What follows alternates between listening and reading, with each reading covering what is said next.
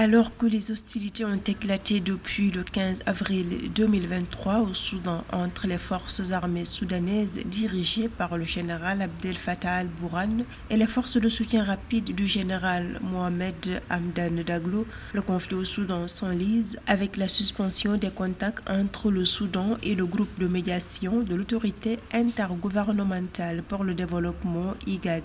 C'est ce qu'a fait savoir le ministère soudanais des Affaires étrangères, loyal à l'armée du général Abdel Fattah al-Burhan mardi 16 janvier 2024. Ceci alors que l'IGAD a annoncé la tenue d'un sommet extraordinaire jeudi 18 janvier 2024 pour tenter de mettre fin à ce conflit.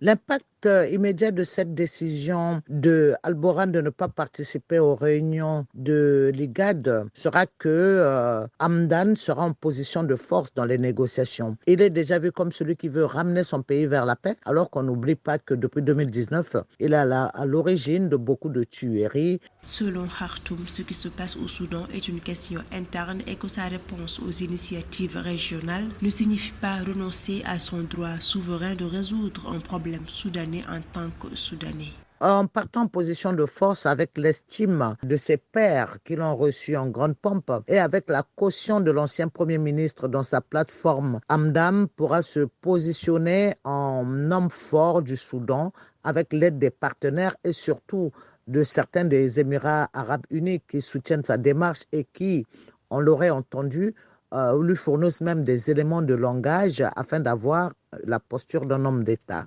L'autorité intergouvernementale pour le développement est un groupement qui associe 7 pays d'Afrique de l'Est. Cette autorité régionale tentait de mettre en place une médiation entre l'armée et la force paramilitaire engagée depuis des mois dans le conflit meurtrier au Soudan. Depuis le début de cette guerre, le 15 avril 2023, plus de 7,3 millions de Soudanais ont fui leur pays.